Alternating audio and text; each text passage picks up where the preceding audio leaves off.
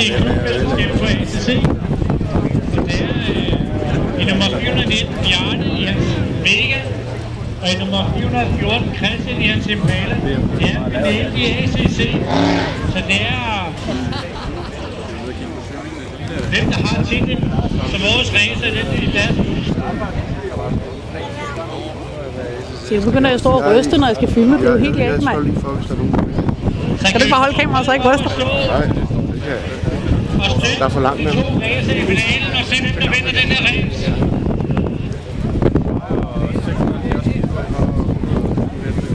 De går i gang med at line op. Vi går frem til freestage. Og det er finalen i ACC's klubmesterskab. Og de lugter hæftigt ud i deres slåssystemer.